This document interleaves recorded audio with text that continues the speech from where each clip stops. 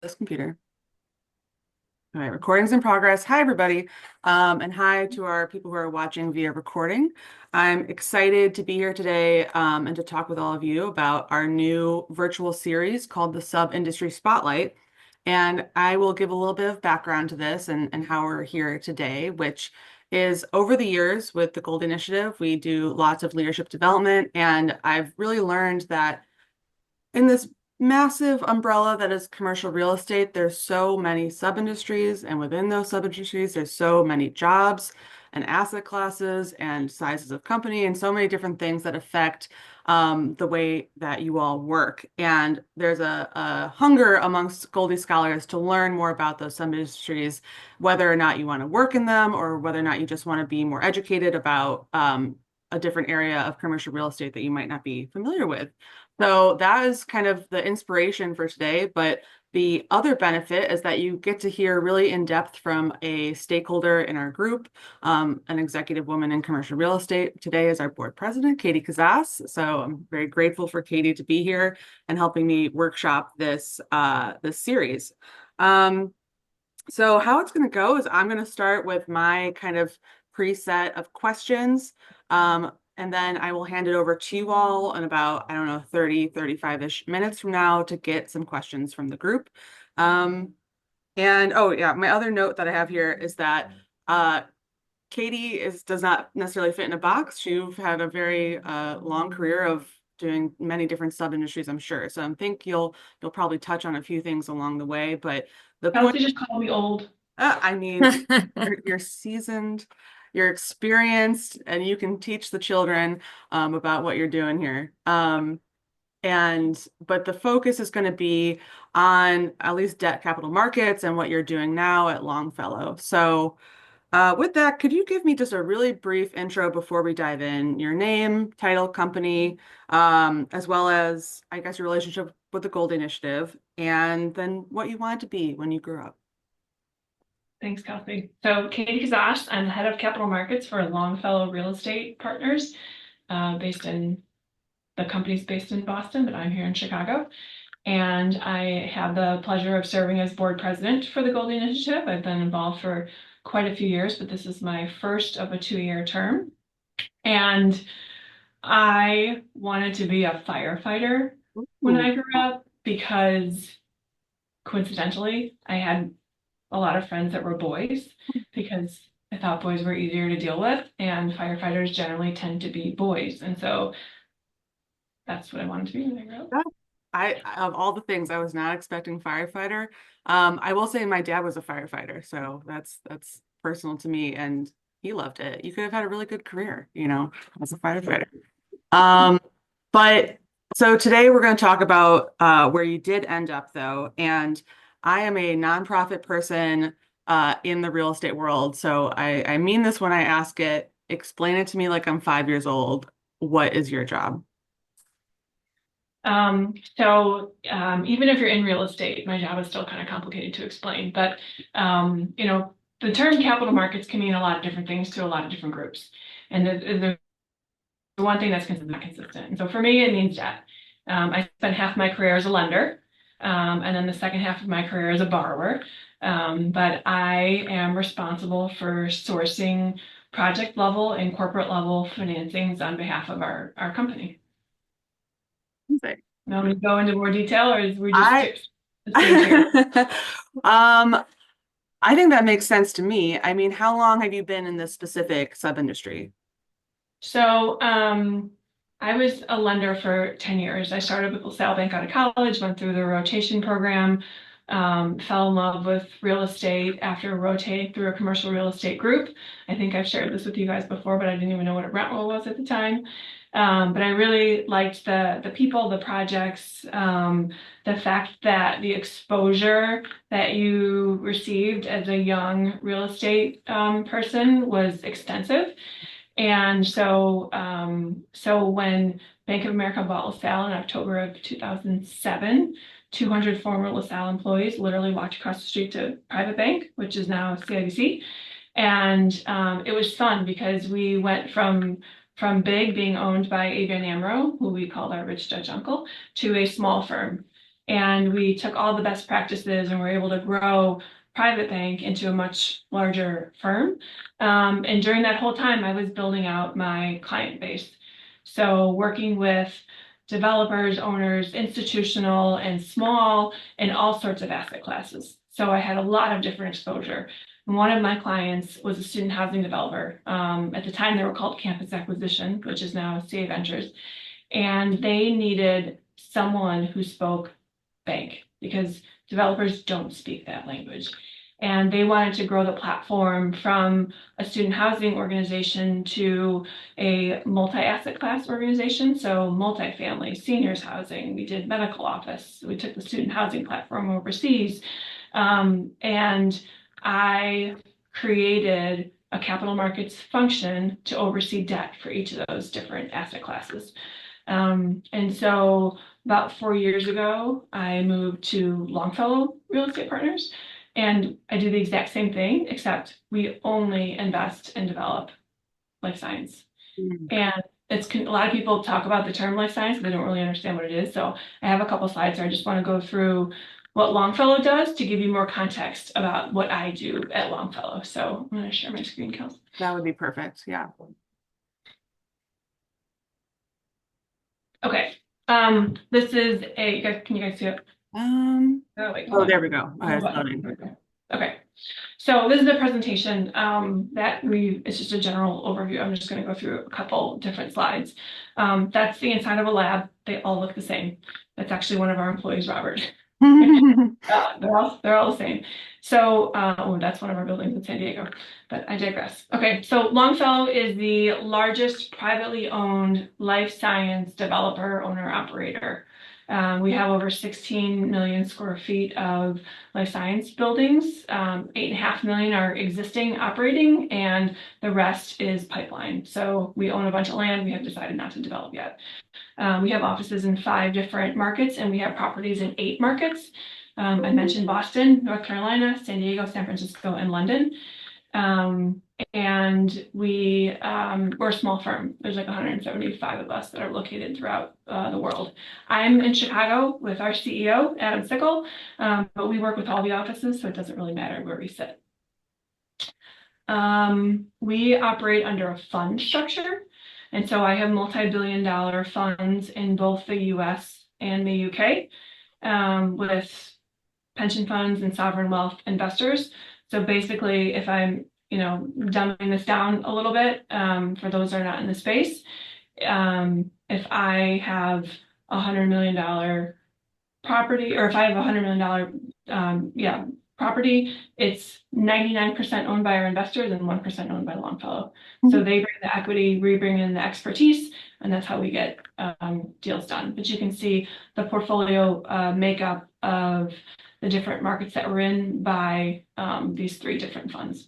So whenever a project needs financing, I'm the one that's responsible for sourcing the debt, negotiating the term sheets, and doing the loan documents associated with that whole process. We have a $3 billion existing debt portfolio to support all of these pie charts. And so I oversee the existing portfolio as well as anything new that we're doing. Last slide, which is important, we're a vertically integrated platform. You hear this term a lot. Basically, it means that we do everything from site selection through design and construction, lease above the property, and then operations. We have a proprietary property marketing platform called Elevate, and they're doing everything for placemaking for the tenants, making sure that the amenity package is specific to that market and to that tenant. This is a differentiator for us. We do it really well. We also do swag really well. But that's a huge component of what we do. There's a lot of groups that got into life science over the last couple of years when it became like the shiny new asset class. We've been doing it since 2009, so we've been doing it for a while, and we're in the right markets. The last thing I'll say that our tenant mix is everything from startups that are trying to get a drug approved to the AstraZenecas of the world. So it goes from small 1 to 2,000 square foot tenants all the way through 50 to 250,000 square foot tenants. So it runs the gamut. So that's generically life science. It's lab buildings, specifically, and it's very expensive office. is basically what. Okay. I didn't realize Longfellow was so like you said, vertically integrated, that you touch so many aspects of the process of getting these buildings to these people, to these companies. Who do you work with externally, or is everything kind of in-house since it's so vertically integrated? Um, Oh, all right. Roxanne, can I mute you? All right. I think that does. Okay, go ahead.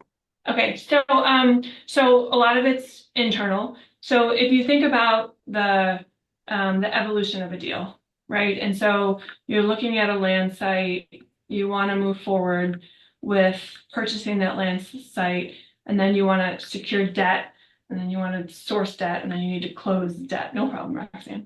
And so you think about that. So initially, when you're underwriting a deal, or when our team is underwriting a deal, it's a lot of internal conversations about assumptions for the model. And I am working with them to provide guidance on where we think the debt market is, because they're evaluating if it makes sense to move forward. And that's a big component of it. So that's a lot of internal stuff. When it becomes a real deal and we get approval to move forward, I'm working with a debt broker to source the debt. And so what that means is we're hiring someone third party to help me reach 80 different lenders because I'm not going to do that myself. I don't have the time. And so that will create a book, an overview of the deal, everything from the economics to the market to who we are, who our partners are, and they'll send it out to 80 different lenders to get a gauge for who's interested in financing this. And they drill it down to maybe 5 to 10 different groups that have interest. And that's when I really start to get more involved because then we start talking about, okay, we like this deal. This is kind of where we're shaking out. We do diligence on the lenders, just like they're doing diligence on us because it's a partnership. And we'll say, okay, of these groups, I think these 3 are real candidates. And then we work for them to issue term sheets to us, which is, 7 to 12 page document outlining the highlights of the terms. And we go through those term sheets in detail. And we try to narrow down to see who would be the best solution to finance this project. And it's not just about who's the cheapest. It's about who do I have the best relationship with? Who is going to be there when things get challenging?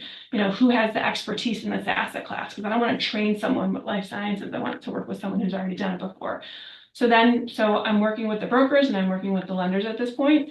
Once we secure a term sheet and pick a lender, then it goes to the closing process. And now I'm working with primarily outside counsel for myself and for the lenders outside counsel. We're working with the title company, which is where the closing is going to occur. And there's a lot of third parties. I'm not working with them directly. My investments team is, so getting the appraisal and the environmental reports and the market studies and all those things. So I would say the majority of my time is with lenders, debt brokers, attorneys, and in-house folks, to answer your question. How many of these deals do you have going at one time, kind of in the pipeline? So the market sucks right now and development is slowed, as everybody knows. And so right now I have 0 new deals in the pipeline, but I have financed at Longfellow over $6 billion worth of transactions. And so sometimes it's very busy and we've got, 4 or 5 deals in the market at once in different locations. And you have to be careful about, sending too many deals at once because if I'm the lender, I don't want to cherry pick. There's 2 deals. I'd rather do this one. So you have to be strategic about how you, start the processes. But it can take anywhere between 3 months to a year, start to finish, to source a term sheet and close a deal. So it takes a long time. Right now, I'm working on the existing portfolio, extending, modifying, doing hedging to manage our interest rate risk, things like that. Mhm. And how has this industry kind of changed? I mean, you're talking about the market, which is obviously kind of ebbs and flows, and you can touch on that, but how maybe has this industry changed since you've been in it? So, it's funny, Megan and Danielle and I were at a booth conference yesterday, and everybody was talking about how, there were people that were older than all of us saying, when they started the REIT business, there was like 4 asset classes, like office and hotel, and now there's so many. And so I would say asset classes have gotten more granular. when I started, student housing really wasn't its own asset class. And look at it now, life science isn't really its own asset class. Everybody lumps it in with office. Eventually it will be. And so I think so that's changed and it will continue to change. As far as debt is concerned, you have like 10-year cycles and 5-year memories. So you kind of learn from your mistakes. We're net probably lower leverage now than we were kind of in the financial crisis of 0809.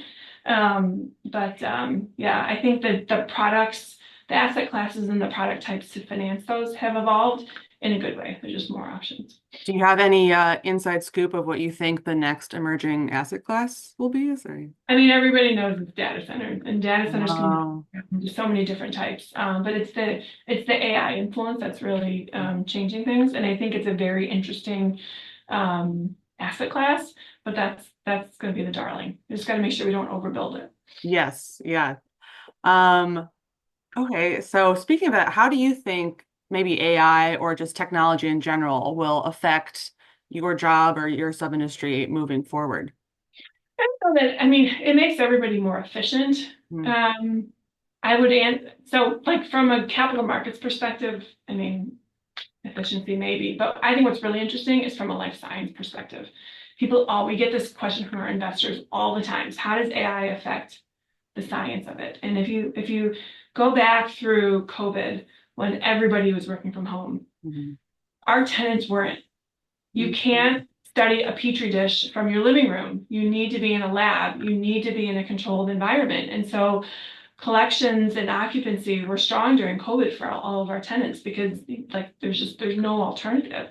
And so what AI will do is it will improve the timeline for getting these drugs approved, but it will not prevent the lab component of what we do. You still have to test it. If these drugs are going into humans, there's no way the regulators will let AI test that. So that doesn't change, but it's super fascinating. So Yeah, so you have some like job security when it comes to that because there has to be a building to house these that's right. studies.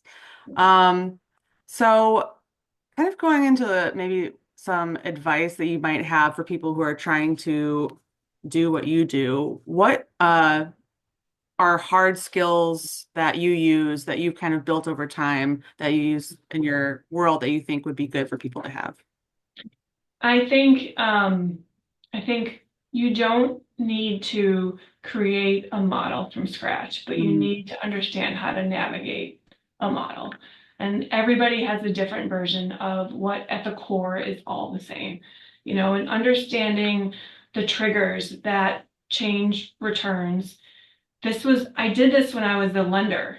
Is the project profitable and what changes that and what helps or, hurts a particular deal. And so what we do at Longfellow is we take a generic deal and when we go to our different verticals, whether it be property management and leasing or design and construction or whatever, and we show how the things that they have control over impact returns. So if your lease rate is $50 a square foot versus 55 or 45, how that impacts returns. Or if construction costs go up by 10%, how that impacts returns. So regardless of what sub-industry you're in or where you sit at Longfellow, everybody needs to have an understanding about what their expertise does to impact the returns of a deal. Because we're fiduciaries to our investors, regardless of where we sit in the office. And so that I think having a good understanding of a model, I think is critical regardless of what you're doing. And did you just build that over time with experience and kind of being thrown into it? I mean, obviously you've had education that helps you with that, but I feel like with this maybe specific kind of model building and understanding, you probably got just lots of examples along the way. Is that fair? Yeah, I mean, diving, just like pulling up a model and just fooling around with it is the best way to learn. Like changing numbers, see how that impacts water flows and whatnot, or waterfalls. As a lender, you're looking at it from a very different lens, like your conservative lens. And as a borrower, you have to like take those lender goggles off and look at it from a very different viewpoint. And going from the lending side to the developer side, that was the hardest thing to do, is to kind of switch those glasses. But yeah, I think just taking the time to spend, you can do the classes, which I think are helpful, but really taking the time to open up a model and just figuring it out and playing around with it, I think is the best way to Mhm. learn. Yeah. And what are some, on the flip side, soft skills that you think are valuable to your day-to-day job?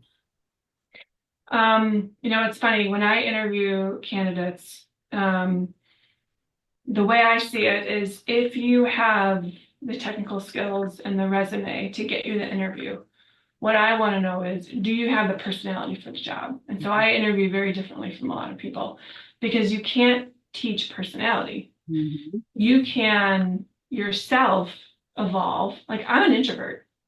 I am an introvert at my core, but my job requires me, demands me to be an extrovert. Like 100% of what I do is around building relationships with lenders, with debt brokers. I build relationships with my lenders' counsel to make negotiations easier. Like if we can all get along and have fun, like it's going to make negotiations easier. So really having like the personality to be likable. Mhm. um, I'm listening to a book called Likeable Badass right now. I don't agree with everything she says. It's a really good book. And it's just like having the personality to create and build and maintain relationships, I think is most important.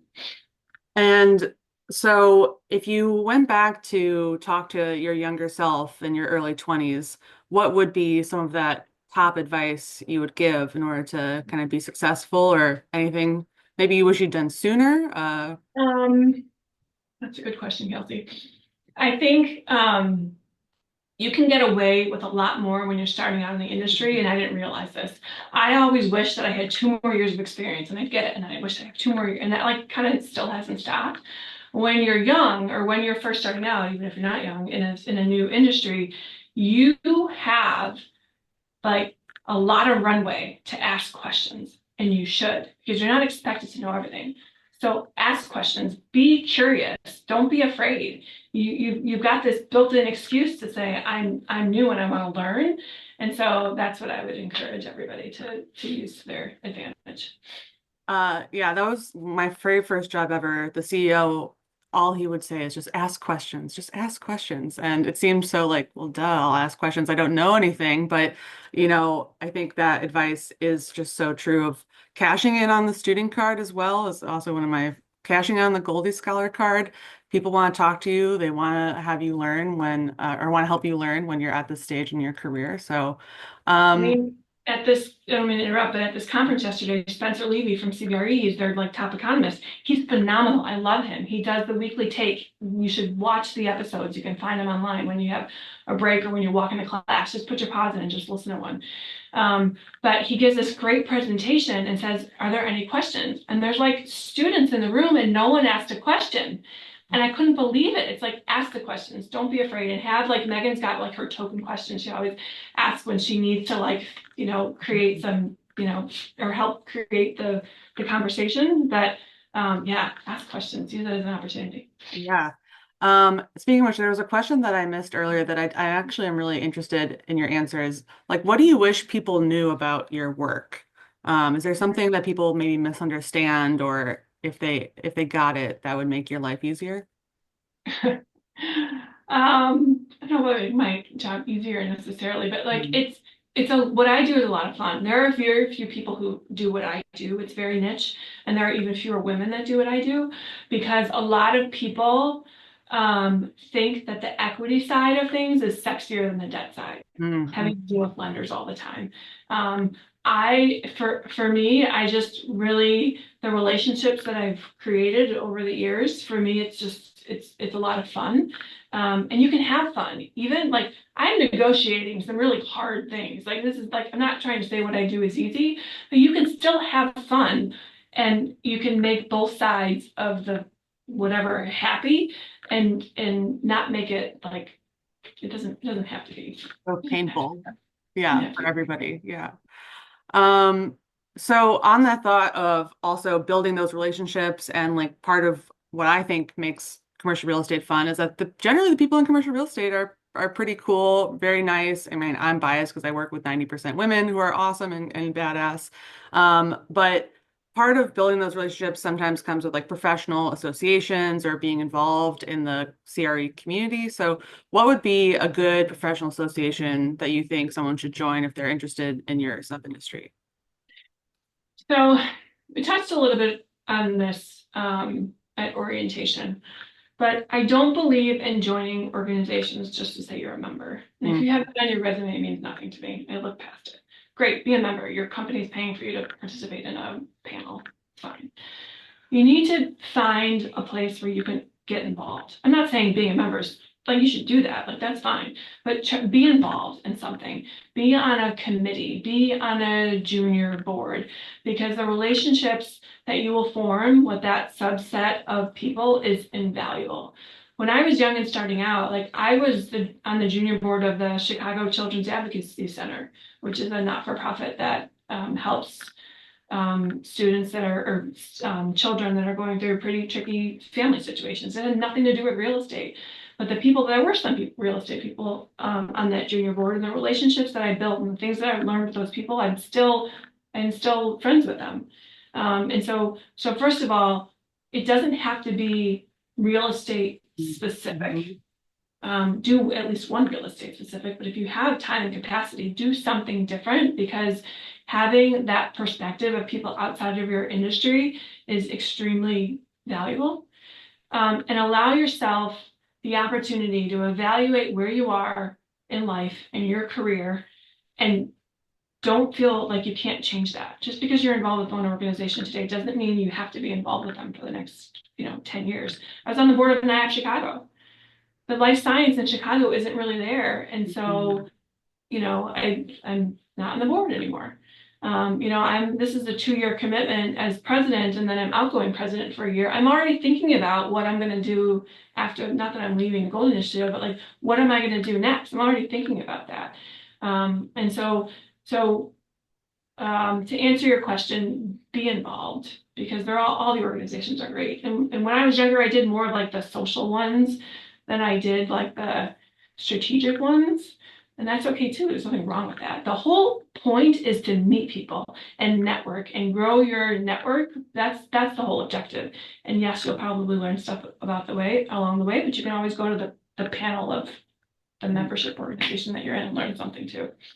yes. And I also recommend for people maybe if you can do one that maybe you're passionate about, or one when that deals with commercial real estate. I think that's a good balance too, because sometimes I've been auditing Goldie Scholars LinkedIn's, and I'm like, I love when you're involved with like Habitat for Humanity, as your volunteer organization, or the Goldie Initiative. It shows that you have interest in supporting the commercial real estate community, but of course, like there's also many different wonderful organizations. I'm involved with JDRF for type 1 diabetes, and got to the leadership position there. And I think always having the ability to show growth in leadership that's the money shot.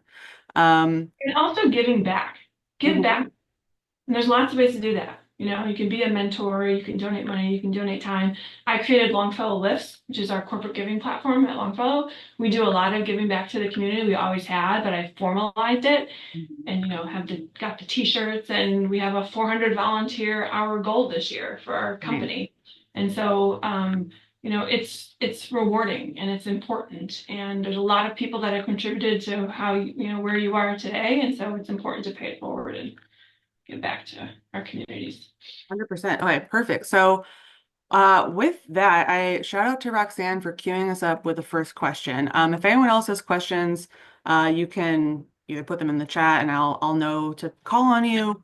I have, my own, me and Megan, I'm sure can always come up with questions too. But Roxanne, do you want to go off mute and ask your question, or are you in a loud place and like I should ask your question? Assume a silence means you're loud place. Okay. So Roxanne asks that she'd be interested to know from Katie, how has being on the lending side changed how she pitches or prepares data to present to lenders? Any tips or tricks for making lenders want to work with you or fund your project versus another developer that might have a similar project offering? They're all good questions. One of the benefits of doing what I do is I speak that language. So I know what they're looking for and why. And I'm able to bridge that kind of, I don't want to call it a gap, but I'm able to bridge the way both parties look at it. And so we've modified our um, our presentations that we give to lenders. Like there's things that I know they're going to ask for as it relates to Longfellow in our portfolio. I don't wait for them to ask. I just give it to them up front because I know they're going to need it. But this is a relationship game. And I don't want to work with a lender that's going to be a pain in my ass, even if they're 10 basis points less than the next lender, because we're doing like construction projects. That's a 5-year loan. Like we're going to be working together for 5 years, and it's not like you close the deal and I can say goodbye. There's a construction process, there's a draw process, there's things that happen daily. And so for me, it's about pitching the relationship and pitching the fact that we are a relationship borrower and we know what that means. And I can say that because I've been on both sides. So I would say also being upfront with everything. We don't hide things. We don't want them to have to read the fine print to figure things out. If there's risk involved, if we know there's going to be an environmental situation, we are upfront. And if it's not the right fit for them, that's totally fine. The other thing I do is, we use debt brokers fine, but I have the relationship with all of these lenders. I just don't have the capacity to send out a deck to 80 people and answer all their questions. Um, but but there's a lot, like we have our core group of people that we know understand life science and that we show things to. And I'm talking to my lenders now. I don't have a live deal right now, but I'm talking about them now because I want to consistently make sure they understand what we're doing and I understand how their needs have evolved. It's a two-way street, everybody, and so maybe they're not lending with big dollar loans anymore. Maybe they can't do a $250 million loan. Maybe their max is 100. I need to know that. So we're constantly in communication about how we're evolving as organizations to know that, maybe they won't be the right fit for, the next deal. The other thing I do is for our core group of lenders, I show them everything. Whether I know they're going to be able to do it or not, I show them it because I want them to see the types of opportunities that we're doing, and I want them to know that they're important to us and that we want to show them anything, but we're just not going to be upset if they decide to pass for whatever reason. So it's that whole theme of building relationships and maintaining those relationships is kind of how I navigate that. Yeah, I think you can never underestimate how much it is like if you're just a pleasure to work with, how far that can go. And that, obviously so many things play into, making somebody else's life easier, whether it's like, oh, I understand the clarity, oh, she understands the pain points, all these things, everyone wants to have a positive working experience. And if they can hire a quote unquote friend, then I think everyone would want to do that. Um, Angie, do you want to unmute or do you want me to give you a second to unmute? All right. Sure. I don't know if there's like a lawnmower in the distance from where I am, so I guess if you can hear me fine, You're I'll good. ask Yeah. a question. So my question for Katie was just, have you seen folks move back and forth between the debt and the equity side, or have most of your peers that you started with at LaSalle kind of stayed in just the debt side, would you say? It's a good question, and it's probably all of the above. There are lenders who are still lenders today. Julie Thick, Michelle Herrick. I went through credit training. They're a little older than me, but we all went through credit training together. They're still, on the lending side, and there's a bunch of others who are. I get most of the people that reach out to me want to know how it was switching from the debt side to the borrower side. Like that's a question I get all the time. Like I moved to the dark side, as they say, although I would say the lending side is the dark side. And so, because this is a different perspective, when you're a lender, you see a deal after it's gotten to a certain point, but when you're on the owner side, you get to see what it takes to get to the point where you can show a lender, and that's fun. Like there's a lot of things that happen to actually create a deal and get it to a point where it's financeable. And so I've seen a lot of both. I've people stay and I've seen people shift. I've seen people go from one lender to another thinking the grass is greener. And I've seen people go to the borrower side and realize that it's too chaotic and they go back to lending. So it's all of the above, and it's really based on the person and what their needs are, and the working for a big company versus a small company, all of that stuff plays into it. Yeah. Now, Alice, I don't know if that answered some of your question, but if can you unmute and ask? Yeah, I think that covered part of it. I was just Katie, I was just asking because in the industry often we say that the equity is the sexy side and we don't like see lending as a sexy side. And I work in lending on the lending side too. And I'm just wondering like what are the, how do I make my job a little bit more sexy?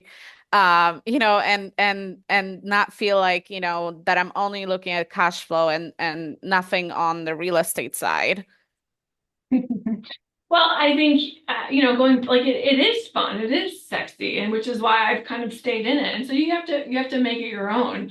And you're still building relationships, you're still, you know, you're still meeting a ton of people, and so as long as you're still learning and evolving, doing different sorts of deals, doing, different structured, whatever, as long as you're continuing to grow and you still enjoy it, like, it's perception. One of the best parts about my job are our closing dinners. Like we went to Napa for a closing dinner one time. We do really great closing dinners, like to celebrate. You close a $300 million loan and it took you 8 months to do it. You're going to celebrate at the end. So it's not all boring. Yeah, You just not have not to go ahead. not on the government side. Not on the government side. Well, that is the one benefit of working for a company like this. Okay, I have another from Roxanne, which is, can you tell us about a deal that stands out in your mind as being particularly creative in terms of debt financing? What was the debt strategy and what made it unique? What were the challenges? How did you overcome them? I talk about this for days. Um, so I'll talk about one on each side.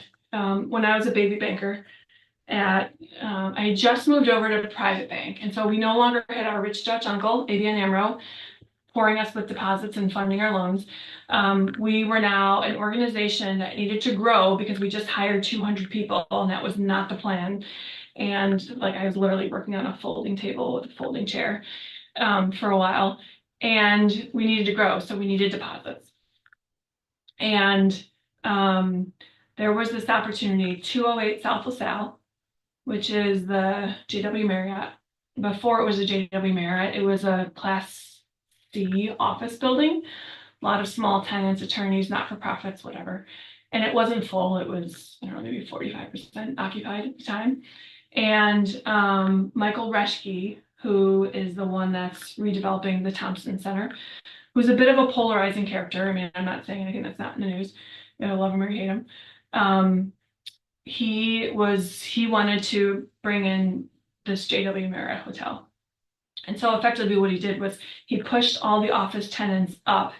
He vertically subdivided the building so he could have separate collateral. He got a $400 million loan to convert the bottom floors to the hotel. And he needed a $50 million loan for the office piece. And so he came to private bank and he had a German investor.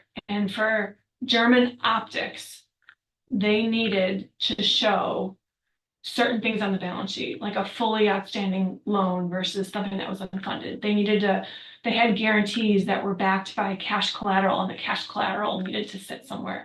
So there was this opportunity for a shit ton of deposits. It was like, I think it started out at like $79 million worth of deposits. And when you're small and growing in the middle of a, crisis in 08, 09, this was a really attractive deal for us. But because a $50 million office loan is a big loan, it was a big loan for private bank at the time. And so I needed to like figure out how I could syndicate that to other banks to lower CIB or private banks exposure.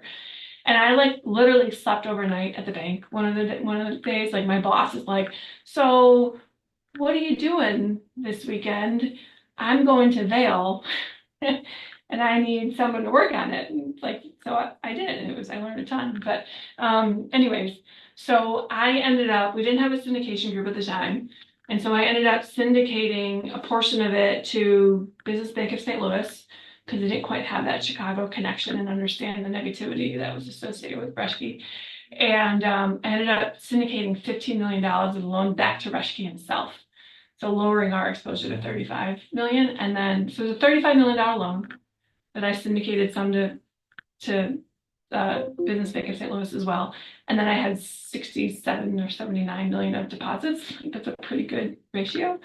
So super interesting deal. What was really cool about it is because it was a block and a half away from my office, I had a hard hat and I got to go over there all the time to see the conversion of the hotel, which was really cool. And then when they opened up the Florentine and they were like training all of the waiters and the waitresses and the food staff, we got like a free pass to go whenever we wanted to eat. So I literally tried everything on the menu, at least that I would eat. So that was cool too. So that was a super awesome deal. So you have to sleep over at the bank, but you get free meals at the new restaurant. That all worked out. Plus, they have a really good story. Yes, yeah. Plus, you have a really good story. And the closing dinner was in Miami at the GW Marriott. Yeah, that's true. I have another question for you, as anyone else can jump in at any point too. But and forgive me if you said this already, but going from CA, student housing, to Longfellow life sciences, were you interested in life sciences as an asset class before going into it, or was it just kind of the opportunity of the sub-industry that led you there? That's a good question. And so up until Longfellow, I worked with all different asset classes, and that's fun. Every day is different. I enjoyed it. There was no specialty, and I was a little concerned that I was going to be bored just going from everything to just this one asset class. But there's a couple things that were really important to me when I was figuring out what to do after CA. And the culture of the people at Longfellow is amazing, and culture is really important to me. And there were already women in senior leadership roles, so I wasn't going to be the only one that had to work hard to get more like I did at CA, which is draining. And you could just tell, like, culture is something that you can pretty easily tell if they have it or they don't, or have something that aligns with you versus not. So that was big for me. Having the flexibility with where my kids were in my life was big. And so I thought life science was interesting. And within life science, there's so many different variations that it's not just one asset class necessarily. So that was interesting to me. So I don't know that I could have gone into one asset class right out of college. Like, I like the variety.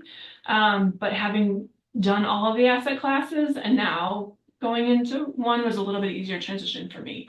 We also launched our platform in London as well, which is same but different. And so there was lots of opportunities for me to still learn and grow within just one asset class. So Yeah, I think that's interesting because many scholars, some are locked into their career path or their asset class, but others are navigating that. And they ask me, like, how do I figure out which asset class to go into? And there's just so many aspects there. But there's that, and then there's also big versus small, like big company, small company, right? And there's pros and cons to both. I think I was employee number 67 at CA, and when I left, there were over 2,500 employees. So we went from small to big. And so that's another component of when I was leaving from CA, like, where did I want to go? And for me, I worked for big. I worked for ABN AMRO, right? And so I had that perspective. But I think that's really important when you guys navigate your careers about, if you're going to switch or go someplace else. That's a big component. And there's positives to both and there's negatives to both, but you have to really understand what, where kind of you think you fit into that puzzle too, because it makes a difference. it definitely does. Olivia? Katie, I was wondering how you navigate the conversations with lenders as you go through different points in the market cycle. Like, for example, in life science, I feel like, at least on the equity side, there's been a lot of pullback. The headlines are painting, the sector with a broad brush that it's very oversupplied. And so I'm curious, like, as you have these conversations with your lenders, as you're going through restructures, how do you navigate that when, it's no longer, or I guess when there's negative press around the space? No longer the darling. Yeah. Yeah, no longer the darling. Right. So it's a really good question. And we're differentiated from a lot of the groups that started to get in a couple years ago. because we've been doing this for so long. So we have a history and a track record. I have a stabilized portfolio of assets in the markets that we're in. And so we have really good data to share that, yes, we understand the negative press, but it's a lot of it's perception. And I can show you that my historical occupancy has been strong and has maintained, and it's not, I don't try to like say that it's rosy because it's not, but we do, because we've been around for so long, we know how to navigate through these cycles. And so we're a differentiator. So much to say that I created a special situations group with a Longfellow. And we're proactively going to our lenders to say, we know there's going to be displacement in the next 12 to 18 months. We know that. And we know that's going to create opportunities. And while I don't have a bucket of capital that's set aside to start buying notes from banks, I can, as Longfellow, be the life science expert for a group. And really the target for me is the debt funds that also have an equity side of the house. So they can understand and appreciate that if they take back the keys on an asset and sell that property now, they're going to get, 50% of their loan balance maybe.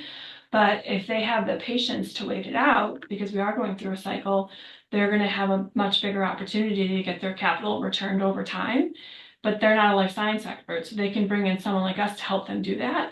And so that's created an opportunity for us to bring in fees, revenues, continue to maintain relationships to help solve problems for our lenders in a time where we're not doing anything new. And so that gives my lenders conviction that we believe in life science if we're willing to look at these deals and help out with these deals and put our money where our mouth is with some of these deals to show that, yes, it is negative, but long term we believe in, kind of life science. The other benefit is that we're in the right markets. So we're in established markets, so that Yeah. helps us. Because are you primarily in Boston, San Francisco, and San Diego? Are those your So top? we currently don't own anything in Boston, Oh, okay. which is a good thing. We've gone through different fund structures over time, but we sold that portfolio and we were actively looking, but we never found anything. And then we kind of saw the tea leaves. And so we decided to pull back. It's a market that we want to be in going forward because we do think it's a lot of opportunities, but North Carolina, it's a phenomenal market. A lot of folks don't understand it, which is why, it's a differentiator for us. San Diego and then San Francisco, and there's a lot of headline risk about San Francisco, but we believe in that market long-term for life sciences. And then we're also in Cambridge and London. Got it. Okay. How long have you guys been in North Carolina? Forever. Forever. We worked with Duke to kind of gentrify downtown Durham and create an environment for businesses, not just life science, but for life science and businesses. And there's this big master plan district, and we built a couple buildings, and Duke is a tenant, and we just got Google and as a tenant. And so we've really changed and evolved that area over the past 2 decades. So it's a great market. Awesome. And so when you're doing those, like the partnership with Duke, are you doing any mixed use development, or is it solely life science? And if you do mixed use, you bring in other partners? We firmly believe, and sorry, there's the lawnmowers outside. If you guys are picking up any of that. We know what we know. We're experts in life science. And so historically, it's only been focused on the life science piece. And if there is, we've got other master plan communities in the North Carolina Triangle where there is a multifamily or a hotel component, and someone else will do that. So we'll collaborate, we'll work together from a marketing perspective and a brand awareness perspective, but we're not developing multifamily. We probably won't in the near future. Yeah, makes sense. Cool. Thank you. Awesome. Kaylee. Hi, Katie. Thank you so much for doing this. This has been really fun and very informational as well. One thing I wanted to ask you about is you mentioned the importance of asking questions, which I think is always worth repeating and reminding us about. And one of the things that I think is so fun about this industry in particular is that it feels like things are always changing, such that like throughout my career, I will have questions and face challenges that are new and different. And I'd love to hear about how you at this stage in your career approach when we have like quirky market dislocations, or to the comments that other folks have made when asset classes cycle in and out of being popular, how you approach like, wow, this is really new and different. How do you think about it? Who do you talk to about it? and kind of move forward to find solutions? So, one of the benefits of the special situations opportunity that I talked to you about is it keeps me in front of all of our lenders all the time. And so I'm always asking them about what they're seeing. Lenders like to call you and ask you about, like, how's your portfolio? How's this market? Whatever. I never end the conversation without asking them the same questions. Even if they're not doing life science right now, what are you seeing? What are you doing? How do you feel about 2025? Is 2025 going to be different than 2024 from your perspective? And so I do that. I talk to brokers a lot. They work with so many different organizations. They have so much data and so much knowledge. And so having a relationship with my lenders is just as important as having a relationship with debt brokers, because they want to help, right? They know if they're helpful to you that you're going to hire them and pay them money like later on in life. And they're willing to do it. And the nice thing about debt brokers is there's junior ones and there's senior ones, and they have all access to the same information. And so, if you guys are in, different organizations and you meet some young brokers, like, make friends with them. Like, that's a benefit. And it's easy to create connections. And if anybody wants a connection to a debt broker, I can do that for you in any market. I've got brokers in Chicago that I still talk with that don't do life science, but I meet with them regularly because it's great information. The other thing I do is I like podcasts, things that I can do, like when I'm out going for a walk to take a break, or, I told Megan, like, if a meeting gets canceled, I'm using that time to catch up on my weekly take with CBRE. Willie Walker does a great one through Walker and Dunlop. He interviews a lot of fantastic people. There's a podcast, I'll have Kelsey send these to you, or I can send them to you. There's a podcast called Good Dirt. Newmark does this out of Boston, and they interview some fascinating individuals, like high-level executives. I listened to that, like the conference that I was sharing that we went to yesterday. There's a whole bunch of information that comes from those. And I always stay curious. Like, I want to learn, and it's maybe not just about real estate. When I was a baby banker, I've used that term before, I thought that if I wasn't reading about, like, my industry or learning about my industry, that I'd be doing myself a disservice. And that it could not be further from the truth. Just read and learn about anything, because you might not golf, but you might talk to someone who's a golfer, and you don't have to golf to have a conversation with that person, but be curious and ask them, because chances are, if they love to golf, they love talking about golf. It's just having just being curious about all sorts of different topics, even outside of your industry. I think it's important, which is why it's good that you're all attending right now, because even if you have, like, no interest in debt capital markets or life science, like, I'm sure, like, you're spurring, like, different conversation starters that you can have with others. So I encourage you all to participate in all of these and try to make the time for them, or at least go back and look at the videos, because you'll pick something up from everybody that's valuable. And then when you're at events and you run into these people, like, that's just one more person that you know. 100%. And we're starting to get towards the top of the hour, but I want to make sure, people who haven't asked questions can ask. So Daniela, do you have a question? Sure. I have two questions. Katie, as a woman in a man's world, how do you face adversity? And then the other question is, have you guys thought about investing into a different asset class? So it happens, it does. When I was a banker, 95% of my clients were men. But I think I talk about the Goldie Initiative all the time. Like, I talk about it. I'm not shy about it. At CA, we had this big glass boardroom in the middle. And so you knew who was in the room. And if it was a bunch of dudes, I would literally stick my head and interrupt the meeting. And I'd be like, do you need some diversity in here? Do you need me to sit? And it was a joke, right? But, like, they don't think about it that way. And it's not, and so, like, creating the awareness and making them think about it. If, one of the industrial had an open position, I'm like, are you interviewing women for this? Like, they're like, oh, it's hard. I'm like, fine, it's hard. Let's still do it. Let's take the time to do it. And so creating awareness and talking about it and not being afraid to talk about it. And we all have this really great way to do it, because we're all involved with the Goldie Initiative. And so it's there, it's happened. We've made progress. We still have a long way to go. which is why we need all of you to be advocates, because it's not gonna evolve on its own. We have to be proactive about it. And as far as other industry or other asset classes, yes, we have and we are. There's some adjacent asset classes to life science, like data centers, for example, or biomanufacturing. So we're never going to go say we're a multifamily developer. The industry won't accept that because of our expertise, but we are looking at doing adjacent asset classes because we're probably going to be seeking new capital over the next 12 to 18 months. And we're hearing about what capital wants, and that drives a lot of the discussion. And so we may or may not expand. I don't know. We're just early stages. Thank you. So we are at the hour. Katie, do you have a few more minutes to keep answering questions? If you guys have to jump off, I won't be offended. Yeah, if you have to jump, we understand. But hi, Megan. Nicole, I would love if you have a question. I don't know if you have a hard stop, but No, I can stay for a few minutes. But yeah, similar to the relationship question, because I know it's very important to maintain those types of relationship with people.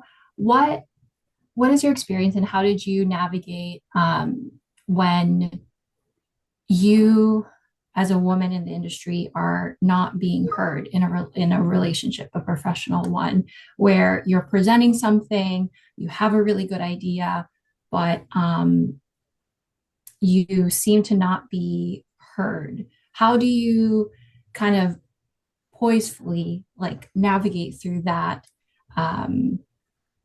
that scenario? So I think it depends on the situation, right? If you're in a room with 12 people, you have to walk into that room with a presence, first of all, to establish yourself, right? And saying something just to say it is not impactful. Saying something that's meaningful is. And so I would say participate in the conversation early, even if it's just like the chit chat, right? So establish yourself as a person who has an opinion and who's there and should be there. Have confidence in yourself, because that people absorb that. If you're sitting there and you're quiet and you speak up, but people don't feel that confidence exuding, they'll pick up on that and they'll just take over. So part of it is just your presence and your own confidence. And you guys are all smart women, so you should have that confidence already. And maybe it's just like asking questions. Say, well, help me understand why you're not being more receptive, and to put it on them. Like, what am I missing? And turn it. And if you're still not getting there, have a side conversation with them separately outside when they're not in a room full of 12 different people, and try that. The other thing is having advocates is really important. So, if there's someone that you work well with and, you're forming a relationship, maybe that person needs to step up and kind of help you like navigate through that. It depends on the situation, but if you've got 12 guys in a room, you're the only female, but you have an advocate, that might, unfortunately, that's the way it might need to go, but sometimes having advocates going to help you have a voice. But confidence is really the key in being able to project that confidence. That's awesome. That's very helpful. And then one last question.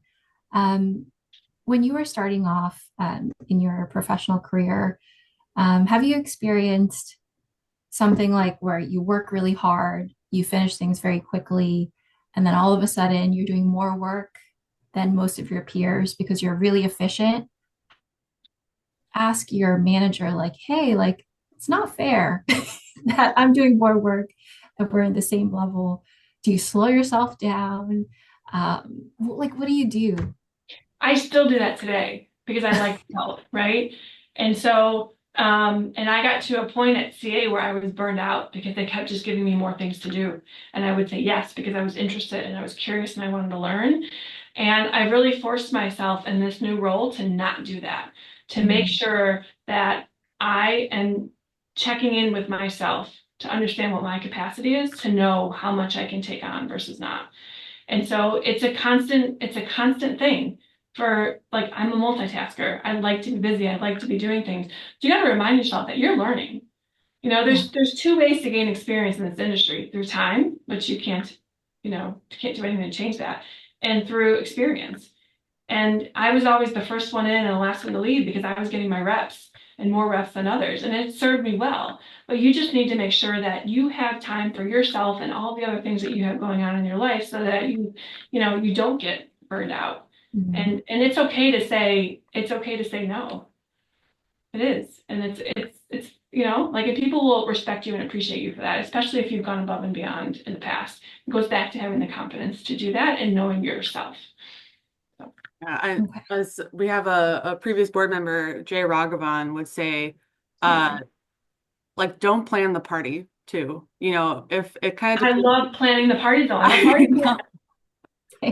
it will be better if I do it. And that's an deniable fact that you can throw a great party, but it's like, give a mouse a cookie, all of a sudden everything like that in the office, they'll turn to you for to be the party planner. So go where the money is. So if you're going to take on like extra work, maybe focus on what adds value to the company that you're at. But it's a great question, Nicole, because I love that you're so efficient, but that is like you get punished for being so efficient that they're just like, well, you can do 5 times as much now.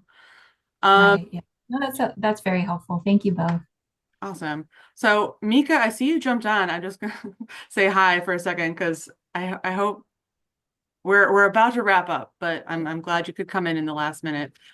Yeah, I sort of got that feeling. Yeah, I think I got confused with my meeting invites and my central Time time, zone. Yeah. Eastern Standard Yeah. Time. So, Katie, I'm sorry I missed it. That's okay. She okay. recorded it. It's all I'll watch the recorded. recording. Yeah. So I did a Debt 101. I didn't talk about it all today, but I did a Debt 101 overview for my firm because it is a different language. And the way I'm explaining it to someone in construction versus someone in asset management versus someone in finance and accounting is very different. But if there's anybody that ever wants to learn more about types of lenders, types of debt, term specific things, I'm happy to do that with you separately. I would offer that. And then I will share with Kelsey the recommendations I had for the podcast Yep. and some books. Yep.